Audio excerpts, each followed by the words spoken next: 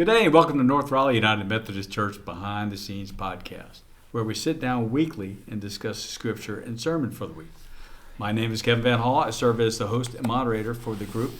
The group being the clergy and staff here at North Raleigh United Methodist Church. I emphasize the staff part because we have special guests joining me today.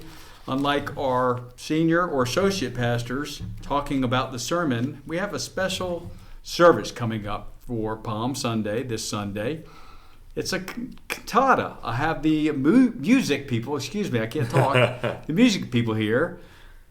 Just like we talked about the cantata at Christmas, they're going to talk about the upcoming cantata here at Easter. I have Andy Eaton, hello, our music director, and Brett Pardue, hello, our artist theologian, and moved into part-time to full-time now, organist and pianist. Yes, you're stuck with me. We're not stuck. We're happy to have you. We're lucky to have you.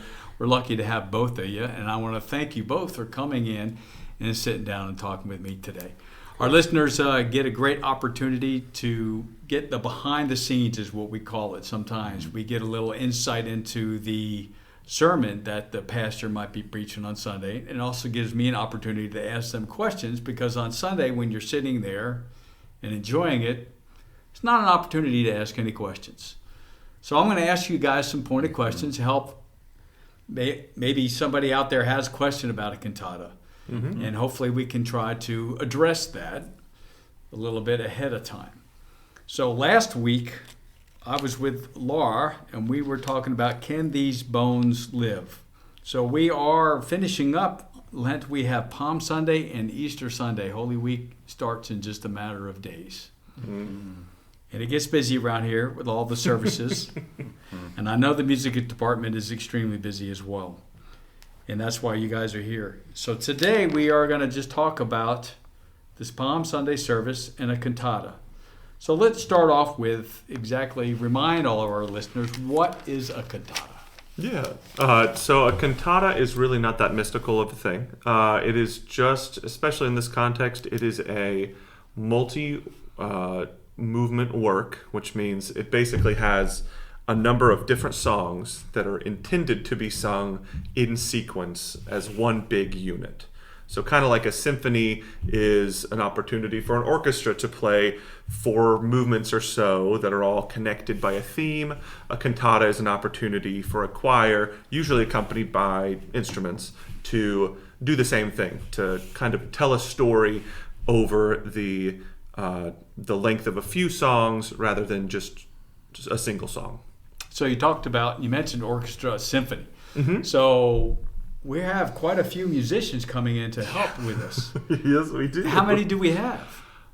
So we will have, this is the biggest since I've been here, biggest orchestra since I've been here.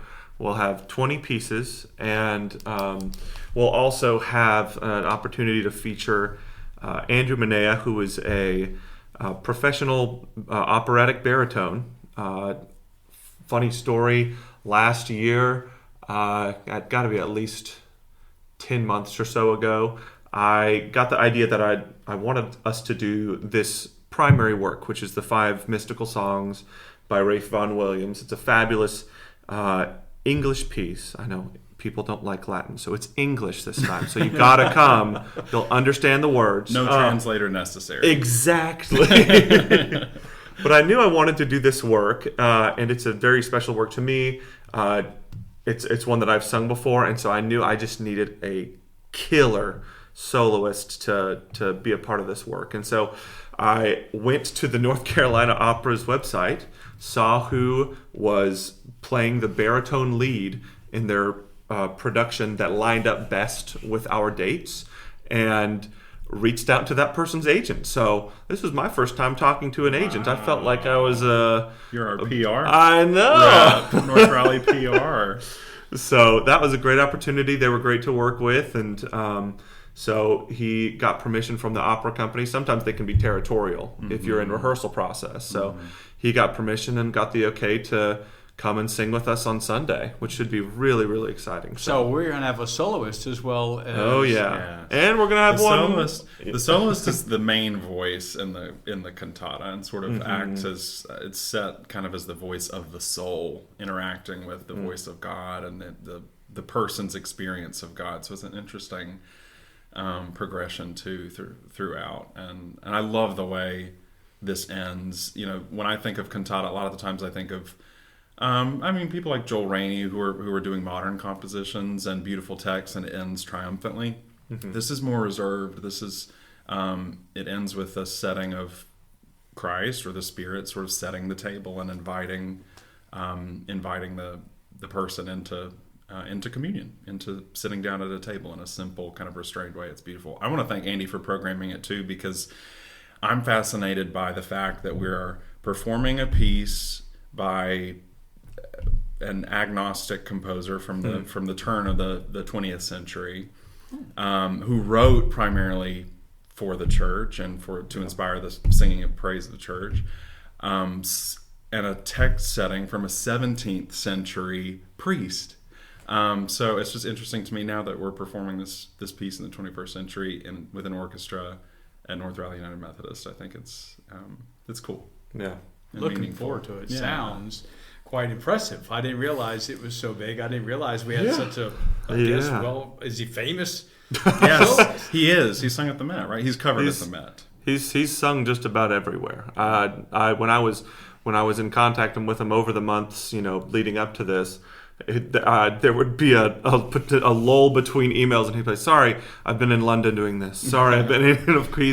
He's a internationally known singer, and for sure. He is welcoming, and obviously we'd love to have him. But I'm surprised that he's making the time to come to us. Well, so he actually, I think, were at another piece. He might not have, because when I reached out, his agent said, actually, this is one of his favorite works. And so it's really kind of just an opportunity to do one of his favorite things. Yeah. So I think the fact that we are doing this work in particular might have been what got him here. I don't know. Yeah, Vaughan Williams has several pieces that are kind of bread and butter for lyric baritone. Yeah. So it's fun to sing, and it feels healthy to sing. Oh, yeah. We've probably a lot of teachers in music school who are working with young voice students, baritones or baritenors sort of transitioning, will assign them Vaughan Williams and even a piece from this in particular. The Call is really well known as sort of standard repertoire. So, and I'm also making my global harp debut. That's true. My universal harp debut. Oh, Wait yeah. a minute, add organist and now Oh yeah, on the organ. But Okay. there's a fancy synthesizer button that'll help us out. So he'll be playing the organ keys, but it'll come out of the harp. So if you're confused while listening, there's your answer. There's the real behind the scenes. Exactly. I'm going to look forward to it. I'm going to be. Well, I'm actually working the soundboard in the back, so I'll be looking forward to that part. Hopefully, I get a heads up. I don't need to do anything. So, but I know I need to set up a solo mic now, not just for musicians. We have a soloist. Yeah, and Brett's wife is actually going to be singing a solo as well. Totally different vibe. Yeah, this is. Right. I'm excited. This is my approach to music selection is usually the shotgun approach, as it were, so that there will be something for everyone. Is always the goal. Setting a wide table. Yes. Of music. Oh, well said. So we'll early on have a solo by Allison, which is just a spiritual, just full of soul and longing, and then we'll transition, and eventually we'll have another soloist who's that baritone we've talked about already, which will be triumphant and operatic and very different in style. But we have a wealth of talents that we're going to get to showcase, which I'm very excited about. It sounds very, very impressive. I can't wait to see it in person. It will be broadcast and live on YouTube and our standard streaming services as well. And it'll be at the 8:30 and 11 o'clock service. The contemporary service 9:45 will actually hear Laura preach over there because they had a special music program last Sunday. But this Sunday is Palm Sunday. The cantata on a Palm Sunday, is there a reason why we do it on Palm Sunday, or it just happened? Well, so it is. First off, I'll just say it's what I inherited, so it's what I do. That's one piece of it. Tradition. That's the tradition here. But I think there's a number of reasons to do that. I think a logistical reason is that it's easier to find musicians on Palm Sunday than Easter. So there's a logistical reason, but I think it's also a good place because it kind of allows us to launch into Holy Week, and it allows us to, in a way, kind of tell the full story of Holy Week if we need to musically. There's a lot of music that's beautiful for Good Friday, a lot of Palm Sunday music's beautiful, a lot of Easter music, and we can't always fit all of it onto the date it was specifically written for. So this allows us to have a day where we set aside to celebrate, I think, really Holy Week in its entirety, just through a musical lens. And so, yeah, do you have any thoughts on that, Brett? Nothing in particular. I mean, I would also just add the logistical piece that you mentioned earlier too. In this season, musicians are difficult to find, and so Palm Sunday tends to be, frankly, just kind of a convenient time for people to get together in this kind of on this scale with a large orchestra. So, Right. from a church. Well, it gives you also the opportunity. We have a sunrise service on Easter as well. Oh, yeah. Some people like to do the sunrise service as well. A traditional Sunday service at 11 o'clock, and then going out to brunch, and other people have to where on Palm Sunday, I like how you mentioned it, Andy. It's the launch of Holy Week. It reminds me of the whole triumphal re-entry when Jesus is coming in to Jerusalem, and the palms are waving, and they're singing. Another reason I like this choice that Andy made, because it doesn't end triumphantly. It does kind of leave us sort of with this feeling of, okay, there's going to be resolution. And we know that comes at the end of Holy Week. So I love the resurrection kind of themes in there. So a little bit more about this piece then that you chose. Uplifting or sad? Or does it go to and fro? How about deep? So, Deep. I mean, there's the piece itself, the soloist part does end very, very tenderly with the invitation to communion. What I love about the piece, and if you look at the kind of footnotes-ish in the bulletin on Sunday, you'll see this too, is it's really about a person's journey to accepting God's love is really what so much of it is about. I believe it's the fourth movement in particular is one that it paints this scene of dinner table, and you get invited in, and it's love that calls God love throughout this. And so love bade me welcome, and over again love says, is there anything you need? And the person says, oh, someone worthy enough to be here. I'm not worthy to be here. And love says, it's not about that. And the whole journey of it is that we do play a part in the love of Christ. And sometimes that part is just accepting that love, which seems and sounds so small, but can be very significant and transformative. And then after that, the last movement of that one is of the cantata proper is called antiphon, and it takes the scope from personal, which is why I think this piece is written as it is, where it has a baritone solo throughout with choir. The baritone solo serves to demonstrate how this is an individual journey that each of us is on. And then the final movement is just choir, and it is the slam bang finishes of slam bang finishes, let me tell you. Yes. It is just rip roaring, let all the world and every corner sing, my God and King. And if they say that one time, they say it a dozen. It's just over and over. It's really just a beautiful celebration. Yes. And then after that, we will do a beautiful, much smaller scale piece by Karen Maroli called A Hosanna for Our Time, which really takes the idea of Hosanna and of, God help us, and makes it aspirational in a really beautiful way. There are no notes alongside that one in particular. Most of the pieces I couldn't help myself but write some notes on the side in the bulletin. But that one, the text itself is self-explanatory. So hopefully it'll be aspirational. Hopefully it will walk through a journey of gates. Also in the bulletin, I'll talk about how this is the one Sunday we sure do talk about gates a lot, right? Fling wide the gates, lift up your heads, O ye gates. And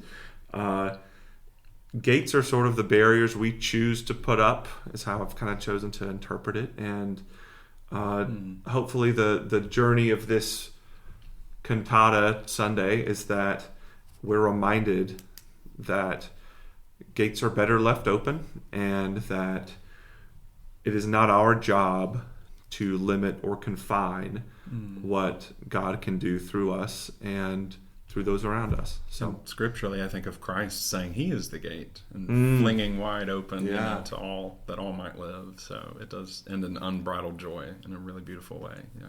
So is this piece written specifically for an Easter service? I would say it was probably its original composition. I don't necessarily know if it was specifically for Easter. The first poem that is set is called Easter, so it's certainly an Easter piece.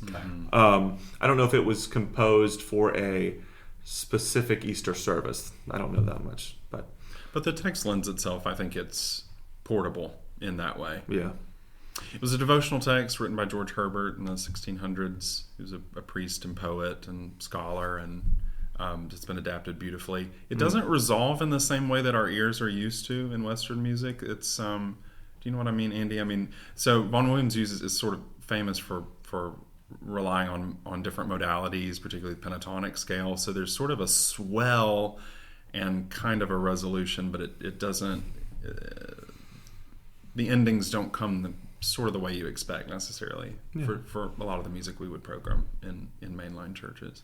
He's an interesting composer because he clearly has a passion for the music of the church, but he also had a very distinct passion for folk music. And so Brett mentioned pentatonic, and most folk music is pentatonic, and that's just the scale of dum bum bum ba da da da da da. Just the pentatonic, penta meaning 5. So there are just 5 notes in that whole scale. But a lot of our hymn tunes are pentatonic. A lot of old, if you can think of a folk song, are in that pentatonic mode. And so Vaughan Williams does play a lot with that because of his interest in folk music. I think he does a fabulous job as a composer of making music that is satisfying and tuneful because of that folk connection, but is also kind of dense under the surface, so that if you're a really sophisticated musician, you hear his stuff and gosh, there's always something new to discover. But on the bass, it still is beautiful. So he combines those two things really, really lovely. Well, thank you for that explanation. I was going to ask if you could explain that. So that makes very, very clear to me as a person that loves music but doesn't studied music and totally understands it. So if I come to church this Sunday and hear this cantata, and the last time we talked about the cantata at Christmas, how is this going to be different or similar? What would I expect? Would I expect something like I saw at Christmas time, or is this something completely different?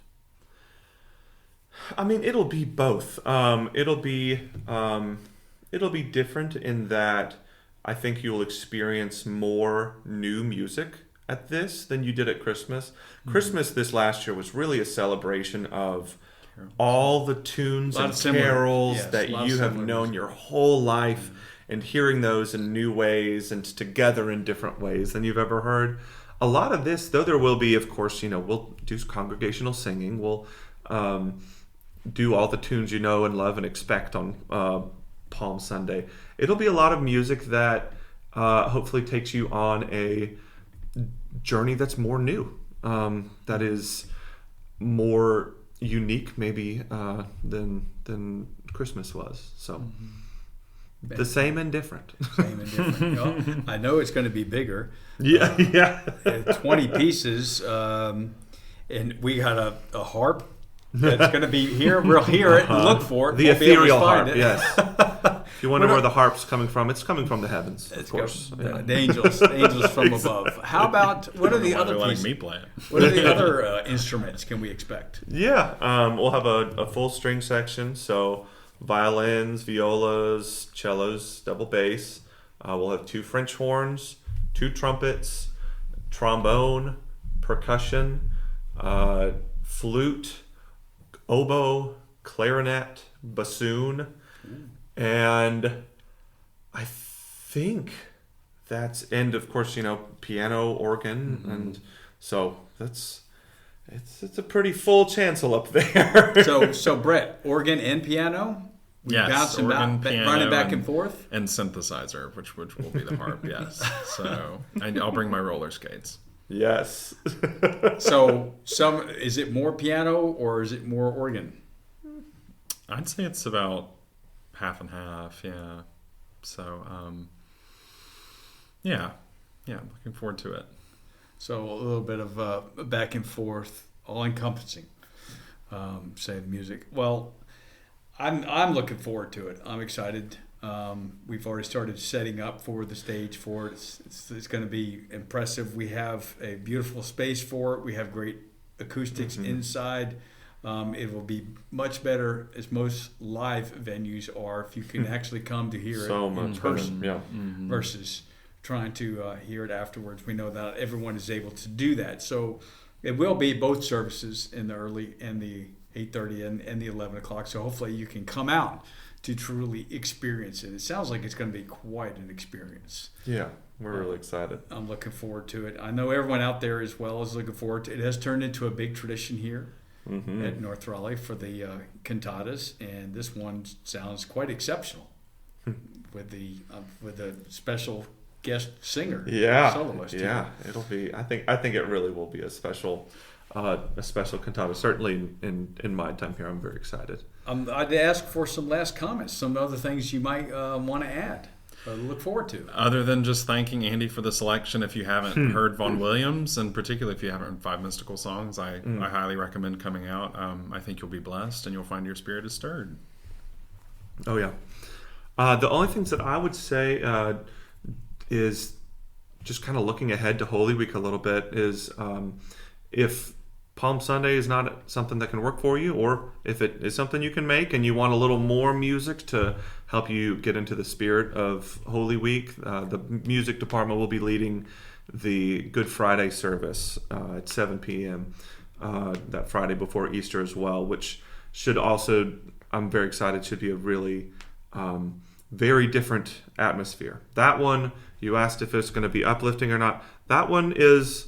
It's Good Friday, y'all. We're gonna go to the place where it happens as much as we can emotionally. And yeah, it's odd that we call it Good Friday. Yeah. With that kind of service, that Sunday service can be very dark. Yeah. At times. And so I'm excited for that one. We'll do a work by Mozart, beautiful Lloyd Larson arrangement, and I composed something for it as well, which I'm very excited to hear the choir do. So. And you'll even get to hear Brett sing some. I know you've missed it. Oh, wow, great. Oh, yeah. And how fortunate are we to have a composer in residence? Perfect. Oh, Andy's written some great songs. Oh, yeah. Just going to Alex and Duke's, our previous pastors going away were great. Oh, yeah. That's great. I forget that's what I'm known for more here, is roast songs with pastors. They're just more memorable, I would say. That's all. They're just more memorable. So, cantata. Are we going to just talk about this again at Christmas? Is there ever an opportunity to do one another time during the year?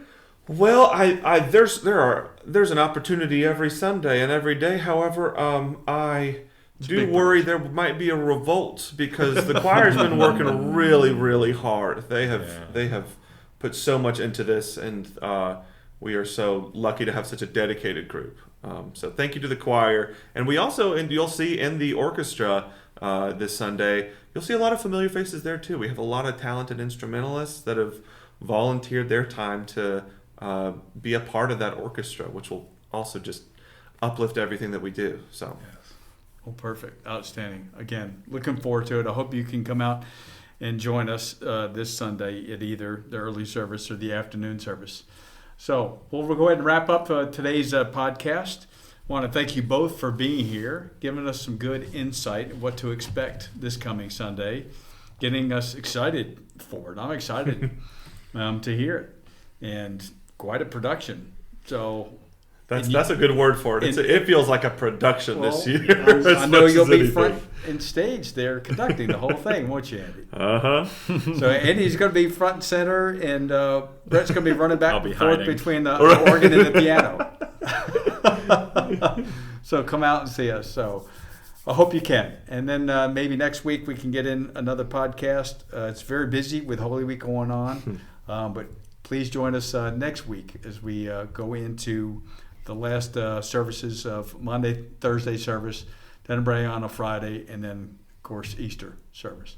So until then, may the love of Christ be with you always. So goodbye, everyone.